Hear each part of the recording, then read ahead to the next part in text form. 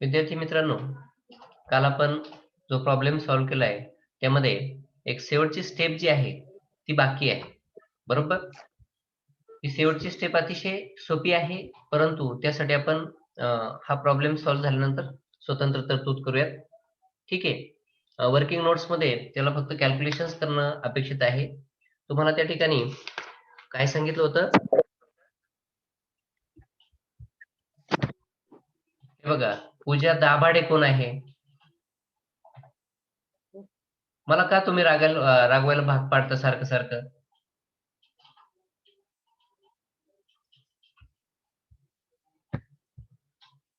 आपला प्रॉब्लेम जो होता तो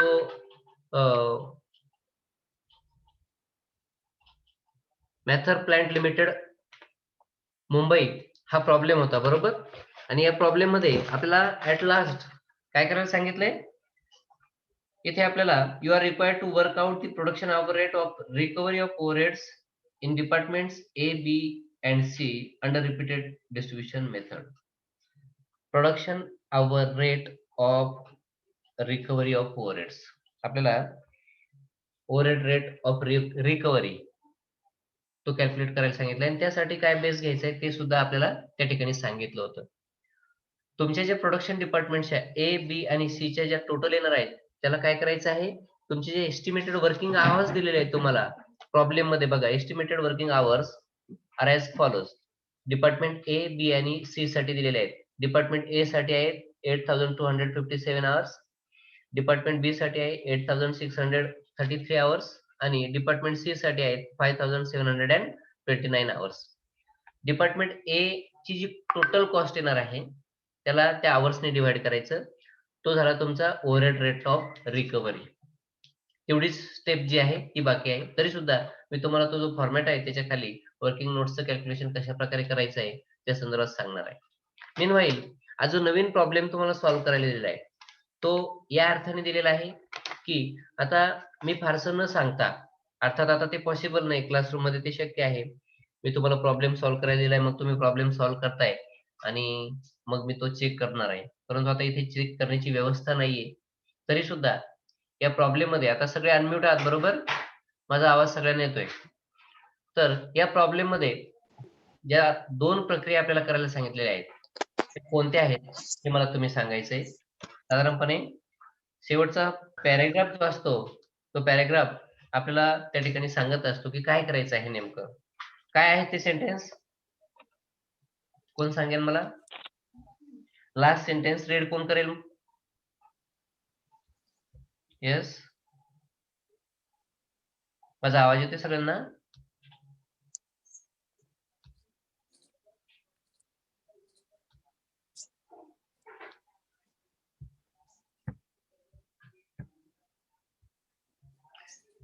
ऐश्वर्या माहेरे 82 आणि अभिषेक पाटील 28 ही जी मुलं आहेत ती उशिरा जॉईन झालेली आहेत आणि डिस्टर्ब पण झालेलं आहे तुमच्यामुळे.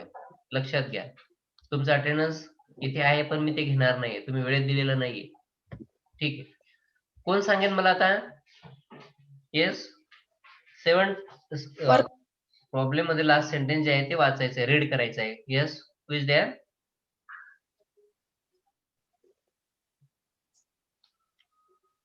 कोण बोलत होतं बेटा?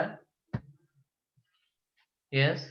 the production hour rate of recovery of overheads. हा, तो तिसरा प्रॉब्लेम जो कालचा होता. आता तुम्हाला जो नवीन प्रॉब्लेम दिलाय मी, टायटल आहे नहार प्लास्टिक लिमिटेड नवापूर, बरोबर ना? हा प्रॉब्लेम नोटबुक मध्ये लिहिलाय सगळ्यांनी? हा, तर त्या हो. प्रॉब्लेम मध्ये लास्ट सेंटेन्स जे आहे ते रीड करायचंय, म्हणजे त्यातून आपल्याला समजणार आहे नेमकं काय करायचं या प्रॉब्लेम मध्ये. Find out the overhead rate of per hour. Okay, overhead rate per आवरचं ओव्हरहेड रेट आपल्याला फाइंड आउट करायचं आहे युजिंग रिपीटेड डिस्ट्रीब्युशन मेथड, बरोबर ना? Method. ओके, म्हणजे तुम्हाला रिपीटेड डिस्ट्रीब्युशन करायचं आहे आणि तुम्हाला थर्ड प्रॉब्लेम जो होता की जिथे रिकव्हरी रेट कॅल्क्युलेट करायचा होता, इथे सुद्धा तुम्हाला overhead rate per hour calculate करायचं आहे. म्हणजे रिपीटेड डिस्ट्रीब्युशन आणि नंतर ओव्हरहेड रेट पर आवरचं कॅल्क्युलेशन करायचं आहे. या दोन महत्वाच्या गोष्टी आहेत. येते लक्षात? मीनवाईल आता तुमच्या समोर प्रॉब्लेम आहे. वरती असं म्हटलेलं आहे काय, Nahar Plastics Limited Navapur has 3 production departments and 2 service departments.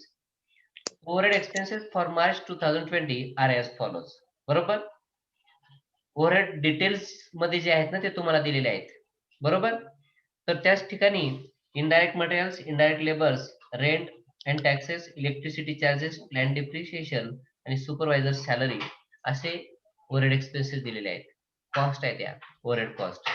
आणि त्याखाली तुम्हाला the other details are as follows असं म्हटलेलं आहे, त्याशी रिलेटेड असलेले. आणि मग त्यामध्ये पर्टिक्युलर्स आणि department A B C D E, area occupied, light points, employee numbers, capital value of plant आणि वर्किंग आवर्स तुम्हाला त्या ठिकाणी दिलेले आहेत.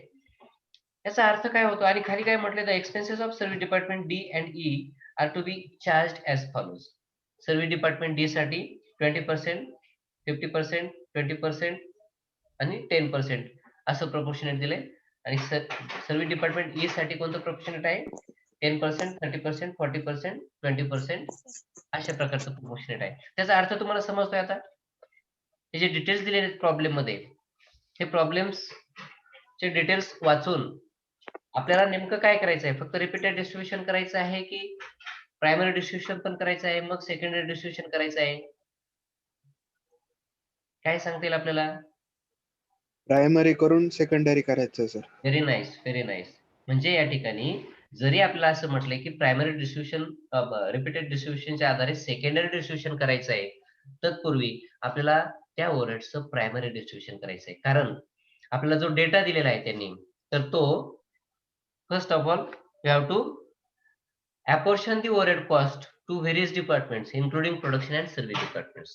म्हणजे प्रोडक्शन आणि सर्व्हिस डिपार्टमेंट्सला तुम्ही जेव्हा कॉस्ट apportion करता, तेव्हाच तुम्हाला रिपीटेड डिस्ट्रीब्युशनच्या मेथडच्या आधारे सेकंडरी डिस्ट्रीब्युशन करता येतं, म्हणजे रिअपोर्शनमेंट करता येते. आणि त्यासाठी रिअपोर्शनमेंट करण्यासाठी तुम्हाला प्रायमरी डिस्ट्रीब्युशनचा डेटा असावा लागतो, प्रायमरी डिस्ट्रीब्युशनची समरी असावी लागते. आणि प्रॉब्लेम मध्ये तुम्हाला कुठेही प्रायमरी डिस्ट्रीब्युशनची समरी दिलेली नाही.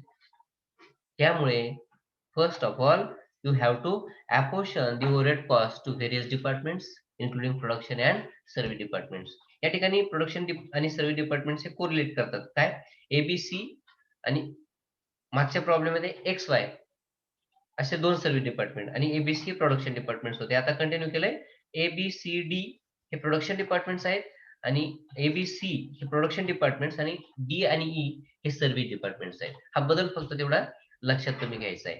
आणि पहिल्यांदा तुम्हाला प्रायमरी डिस्ट्रीब्युशन करायचं आहे, तर त्याशी रिलेटेड मी जे टायटल दिलंय तुम्हाला इथे बघा, in the books of Nahar Plastics Limited Navapur statement showing primary distribution of overhead expenses for the month ended 31 March 2020. Okay. तर 5 डिपार्टमेंट्स आहेत, म्हणून 5 डिपार्टमेंटचे 5 कॉलम्स आहेत, ए बी सी डी आणि ई. 3 प्रोडक्शन डिपार्टमेंट्स आहेत आणि 2 सर्व्हिस डिपार्टमेंट्स आहेत. नंतर कॉमन चे कॉलम्स लागतात, टोटलचा एक कॉलम लागतो, रेशोचा एक कॉलम लागतो, बेसिस ऑफ अपॉर्शनमेंटचा कॉलम असेल आणि पर्टिक्युलर्सचा कॉलम लागतो. पर्टिक्युलर्स मध्ये काय लिहितो आपण, जे डिटेल्स आहेत ओव्हरहेड कॉस्टचे किंवा ओव्हरहेड एक्सपेन्सेसचे ते लिहित असतो. तर त्यामध्ये पहिल्यांदा पहिली ओव्हरहेड कॉस्ट जी आहे ती कोणती दिली आहे, इनडायरेक्ट मटेरियल्स. म्हणून आपण या ठिकाणी इनडायरेक्ट मटेरियल्स हे टायटल लिहिणार आहोत. Okay, indirect materials. त्याशी रिलेटेड बेसिस ऑफ अपॉर्शनमेंट तुम्हाला घ्यायचं आहे, बरोबर. इनडायरेक्ट मटेरियल साठी बेसिस ऑफ अपॉर्शनमेंट. तर प्रॉब्लेम मध्ये तुम्हाला प्रोडक्शन डिपार्टमेंट्स आणि सर्व्हिस डिपार्टमेंटचे इनडायरेक्ट मटेरियल्स दिलेले आहेत, बरोबर ना, राईट. तर ते जे डिटेल्स दिलेले आहेत ते ऍज इट इज तुम्हाला घ्यावे लागणार आहेत. म्हणजे रेशो मध्ये तुम्हाला काहीही लिहायचं नाहीये. इनडायरेक्ट मटेरियल्स मध्ये ज्या ज्या कॉस्ट दिलेल्या आहेत त्या कॉस्ट तुम्हाला इथे फक्त आणि फक्त रेकॉर्ड करायचे आहेत, कारण त्या ऑलरेडी तुम्हाला दिलेल्या आहेत प्रत्येक department wise, A B C D E. समजा कॉमन कॉस्ट दिली असती इनडायरेक्ट मटेरियल्सची आणि मग आपल्याला त्याचं अपॉर्शनमेंट करावं लागलं असतं बेसिस ऑफ अपॉर्शनमेंट घेऊन, पण तुम्हाला डिपार्टमेंट वाईज दिलेलं आहे, त्यामुळे तुम्हाला पुन्हा त्याचं बेसिस निवडायची गरज नाही किंवा रेशो कॅल्क्युलेट करण्याची गरज नाही. इनडायरेक्ट मटेरियल्स मध्ये ए मध्ये आहेत 8000, बी मध्ये 2000, त्यानंतर production department C 900, service department D 400 आणि सर्व्हिस डिपार्टमेंट ई 200. बरोबर, ह्या कॉस्ट आहेत. त्यानंतर आता याची टोटल आपल्याला या ठिकाणी लिहायची आहे. किती टोटल येते? येस 3,500. टू 3,500. 2500. नाही सर 3,000. बघा बरं पुन्हा एकदा समराइज करा, टोटल करा.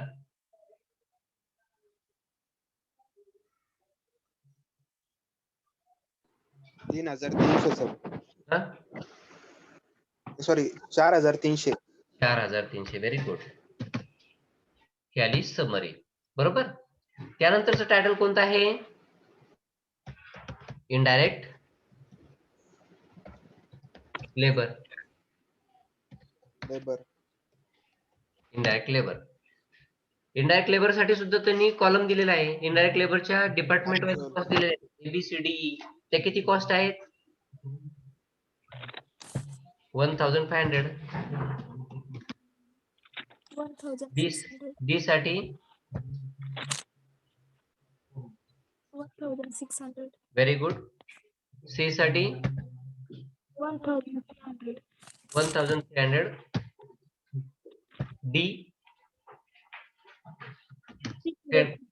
350 and service department E 1,900. 1,900. Very good. याची टोटल करायची आहे आपल्याला. इनडायरेक्ट लेबर कॉस्ट मिळेल आपल्याला त्यातून. Total indirect labour cost yes 6,000. 6,000. 6,650. 6,000. 650. Very good. Very nice. त्यानंतर कोणते ओव्हरहेड एक्सपेन्सेस आहेत? Rent and taxes. Very good. Rent and taxes. Okay. आता मात्र तुम्हाला डिपार्टमेंट वाईज तिथे दिलेली नाही कॉस्ट. तुम्हाला त्यासाठीचं बेसिस निवडावं लागणार आहे, बेसिस ऑफ अपॉर्शनमेंट, आणि मग रेशो प्रिपेअर करावा लागणार आहे. आणि मग त्या रेशो मध्ये तुम्हाला ती टोटल कॉस्ट रेंट अँड टॅक्सेसची किती कॉस्ट आहे ती रेंट अँड टॅक्सेसची दिलेली प्रॉब्लेम मध्ये 10,000. बरोबर. 10,000 कॉस्ट तुम्हाला या बेसिसच्या आधारे वाटून द्यायची सगळ्या डिपार्टमेंट्सला. बेसिस ऑफ अपॉर्शनमेंट काय येईल रेंट अँड टॅक्सेस साठी? Area occupied. Very good. Area occupied square feet मध्ये म्हटले त्यांनी.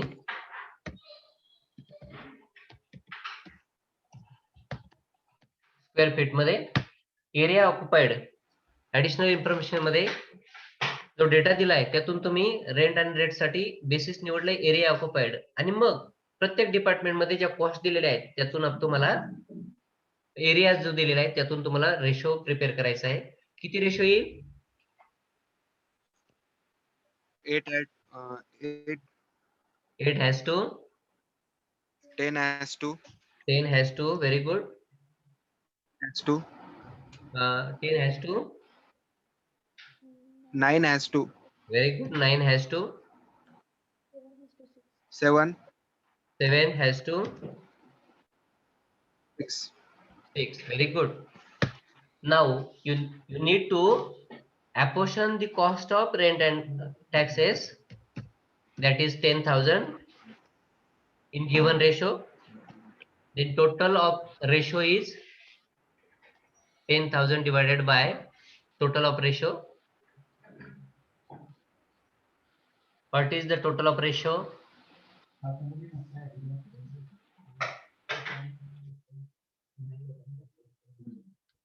किती टोटल येते? 40. 40. Okay. Now answer is 10. 250. Huh? 250. Very good. मोठा आवाज आहे. कोणाचा आवाज आहे? Okay. 250 250 into 8. 2000. Very good. कुणाचा आवाज आहे? ओके. 250 into 10. 2500. 2500. 2500. Huh? 2500. मराठीत किती म्हणता त्याला तुम्ही? 2500. 2500. हा, 2500. Okay. 250 into 9. 2250. 2250. Okay. Then 250 into 7. 1750.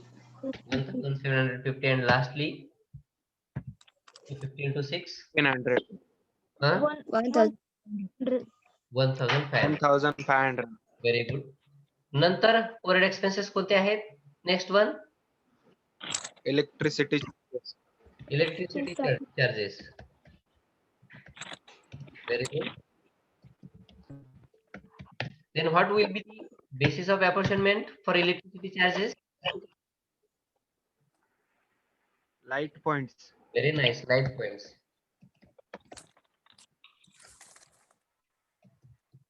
Light points. Very good. आता ते लाईट पॉइंट्स म्हणजे नंबर्स मध्ये असतात. Number of light points. समस्याला लागून तुम्हाला नंबर हा शब्दप्रयोग त्या ठिकाणी दिलेला असेल बघा प्रॉब्लेम मध्ये. Very good. Very nice. आता त्या नंबर्स वरून तुम्हाला रेशो प्रिपेअर करायचा आहे. Then what will be the ratio? 15 as 15 has 35 35 has to 8, as has to 8 has to 7, has to 7. has to 6. Very good. has to 7.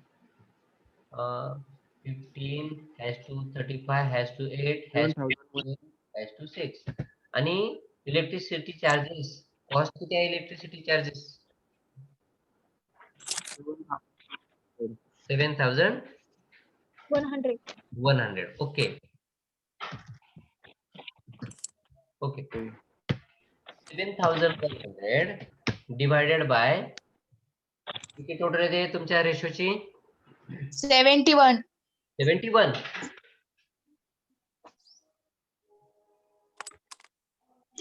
71 येते ना नक्की? ओके. इज इक्वल टू उत्तर किती आलं? 100. 100. Very good. 100 into 15. 1,500. 1500. Very good. 100 into 35. 3,500. 3,500. Very good. 100 into 8. 800. Huh? 800. 800. Very good. Then 700. 700. तर ते 8,000 झाले. 8,000 झालं. Very good. Okay. 700 and last one 600. Right? Okay. Yes. Then next one. Overhead expenses cost. Plant. Yes. Kind of Depreciation. plant depreciation. Very good.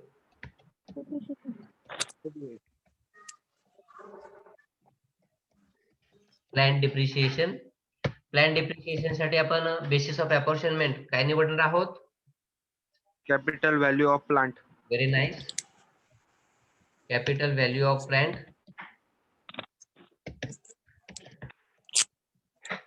बाकीची मुलं बोलत नाही बरं का. ज्यांना समजलंय ते मुलं बोलतायत, पण बाकीची शांत आहेत. बाकीची मुलं क्लासमध्ये आहेत की नाहीत? आता टोटल किती आहे तिथे? 50 मधून फक्त हार्डली 3 मुलं बोलतायत. 2 मुली आणि 1 मुलगा. त्यात एका मुलीचा आवाज खूप मोठा आहे. तर कॅपिटल व्हॅल्यू ऑफ प्लांट त्याचा रेशो काय येणार आहे? Yes. 30 has to 30 has to 50. 15 has to 5, 5 5.4, has to 6. 6. Very nice. Okay. आणि प्लांट डिप्रिशिएशनची कॉस्ट, टोटल कॉस्ट किती होती प्रॉब्लेम मध्ये? 6,000. 1000. Very good. 6,000. Okay, 6000 divided by काय टोटल आहे रेशोची? 60. 60. 0. ओके, किती उत्तर येते? 100. 100. पुन्हा एकदा 100 आन्सर आले. 100 into 30, 3,000. 3000. 3,000. Then 100 into 15, 1,500. 100 into 5, 400. 500. 500, then 400, and then 600. 600. Very nice. Now, what is next? Overhead cost. Overhead cost item. The salary. Supervisor salary. Price of salary. Supervisor salary. Okay. Supervisor salary साठी आपल्याला basis of apportionment काय निवडता येईल दिलेल्या information मधून? Yes, Employee number. Employee number. Employee numbers.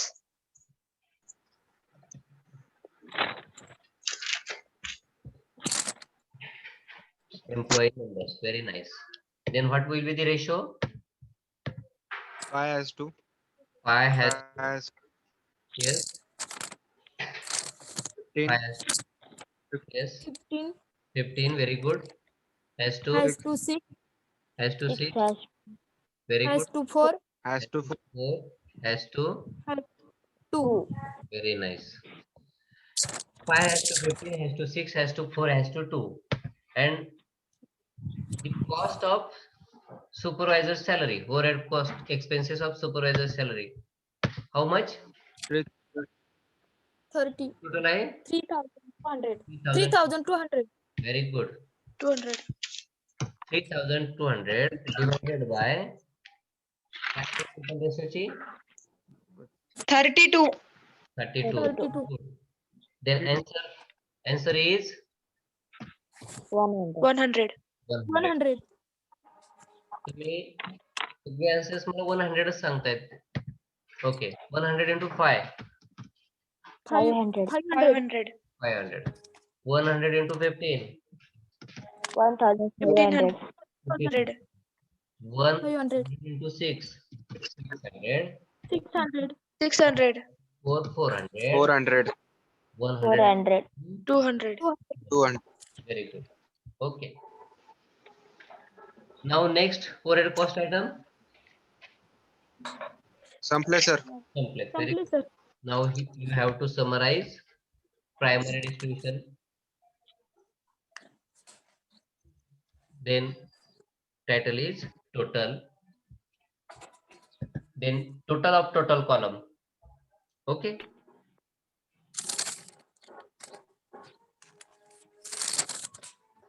Tell me.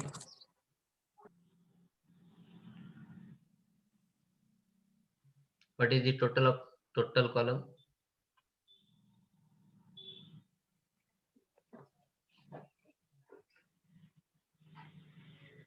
$37,250. 250. Very good. Very nice. Then production department A. Total of production department A.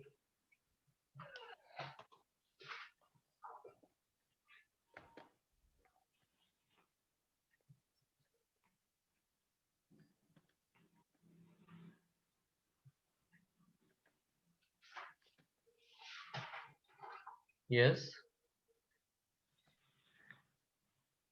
9,300. 9,300. Very good. Then total of production department B.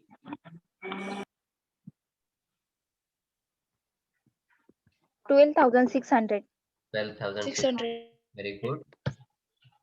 12,600. Okay.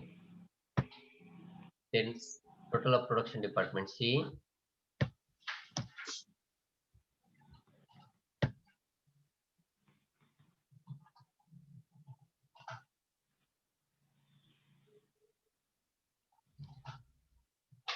6,350.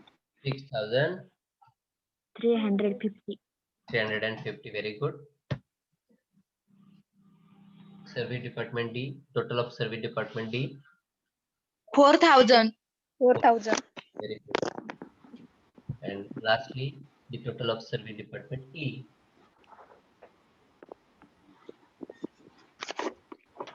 5,000. 5,000. Very good. And this is primary distribution summary. This total column is called as primary distribution summary. This summary to be used as opening balance of secondary distribution of overheads. That means repeated distribution method. Repeated distribution method साठी तुम्हाला opening balance जो घ्यायचा आहे तो primary डिस्ट्रीब्युशनचा closing balance जो आहे त्याला तो घ्यायचा आहे आणि त्याला आपण म्हणतोय प्रायमरी डिस्ट्रीब्युशन समरी. आलं लक्षात सगळ्यांच्या? आणि व्हर्टिकल टोटल आणि हॉरिझॉन्टल टोटल तुम्ही चेक करून घ्यायचे. म्हणजे टोटल कॉलमची जी व्हर्टिकल टोटल आहे ती हॉरिझॉन्टल टोटल जे आहे 9,300, 12,600 अँड सो अँड सो. या सगळ्या कॉलमची टोटल इथे मॅच होती की नाही हे तुम्ही चेक करून घ्यायचंय. Okay, now primary distribution summary is in our hands. Hence, we can able to prepare the format of repeated distribution method. Okay, then what will be the title?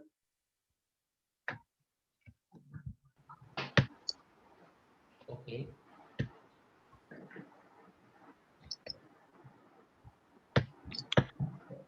Title will be in the books of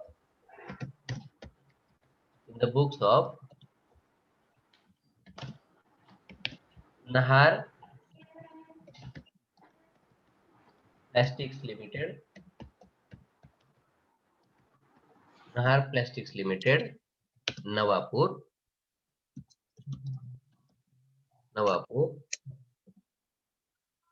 नंतर काय येईल? आता आपण primary डिस्ट्रीब्युशनच्या related काय लिहिलं होतं? Statement showing primary distribution of overhead expenses. आपल्याला आता इथे वेगळ्या पद्धतीने लिहायचं, आपल्याला सेकंडरी डिस्ट्रीब्युशन करायचं आहे. मग काय म्हणूयात आपण? Statement showing, yes, statement showing काय लिहू? Secondary distribution of secondary distribution Service of department. Overheads. secondary distribution of service departments overheads. Service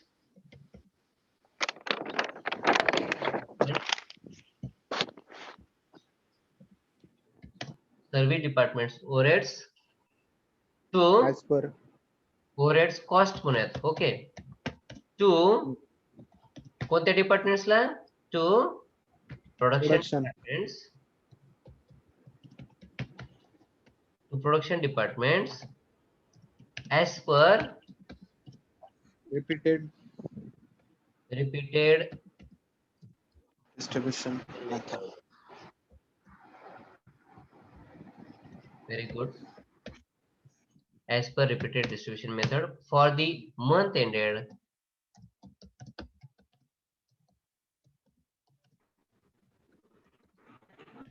31st March 2020.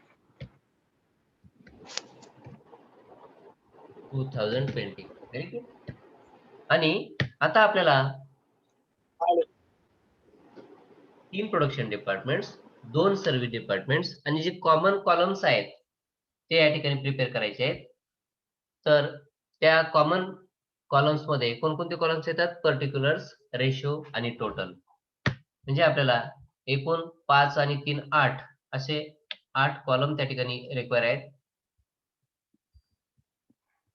एक कॉलम त्या ठिकाणी कमी झालेला आहे.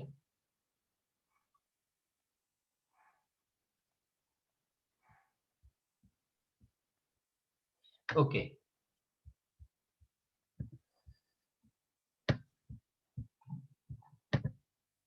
पहिला कॉलम आहे particulars,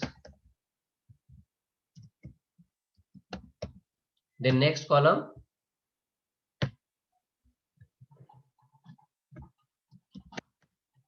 next one is ratio. Then next one is total. आणि त्याच्यानंतर production department A,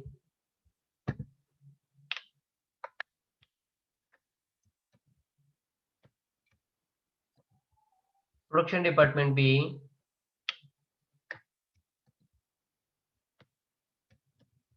production department C,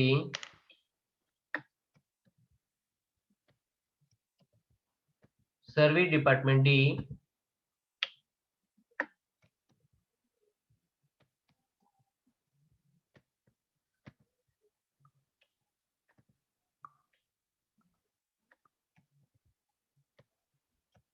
आणि सर्विस डिपार्टमेंट ई. प्रिपेअर करताय फॉर्मॅट तुम्ही? तुमच्या नोटबुक मध्ये प्रिपेअर झालाय तुमचं फॉर्मॅट? Okay, Yes, sir. ठीक आहे. पर्टिक्युलर्स मध्ये आपण सगळ्यात अगोदर काय लिहितो? Overhead expenses as per primary distribution summary, बरोबर?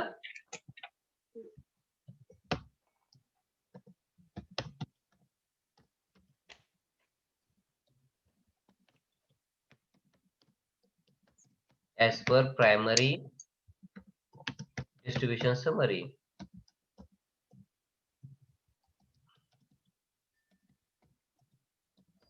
ओके, काय आहे ही समरी?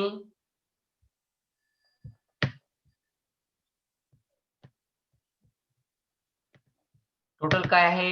टोटल कॉलमची जी तुम्ही मला आताच सांगितली प्रायमरी डिस्ट्रीब्युशन समरी मध्ये टोटल कॉलम जो आहे त्याची टोटल किती आहे? 37,250. 250. Very good. Then total of service department, production department A, 9,300. 9,500. Total of service department, production department B, 12,600. 12,600. Very good. Production department C, 6,350. very good. 350 आहे. Okay, very good. Service department D 4,000. and service department E 5,000. 5,000. Very good. Okay. First one service department कोणता आहे? Service department D. म्हणून आपण पहिल्यांदा कोणत्या डिपार्टमेंटची cost रिअपोर्शन करणार आहोत? Service department D. Okay, तर सर्विस डिपार्टमेंट डी साठी तुम्हाला जो टेबल दिलेला आहे म्हणजे रिपीटेड डिस्ट्रीब्युशन मेथडच्या आधारे पर्सेंटेज बेसिस तुम्हाला जे दिले, तर त्या पर्सेंटेज बेसिस वरून काय रेशो प्रिपेअर होतोय? 2:5. 5 has to 5 has to 2 2 has to 2 has to 5 has to 2 has to Dash. dash. Very good. Has to 1. has to 1. 2 has to 5 has to 2 has to 1. आणि किती कॉस्ट तुम्हाला रिअपोर्शन करायची आहे? Fully amount of service department D, that is very good. बरोबर, 100% तुम्हाला रिअपोर्शन करायचे दिलेल्या ratio मध्ये. आता तुम्हाला टोटल कॉलम मध्ये 4,000 लिहिण्याची आवश्यकता नाही. येते लक्षात ना? मी तुम्हाला पहिल्या प्रॉब्लेम मध्ये हे 4,000 इकडे पण लिहिलेले आठवतील, पण आता ते लिहायचे नाही, ते फक्त कन्सिडरेशन साठी आपण घेतले होते. बरोबर, या रेशो मध्ये तुम्हाला आहे की वाटायचे 4,000 divided by total of ratio. 10. 10. Answer is 400. 400. 400 into 2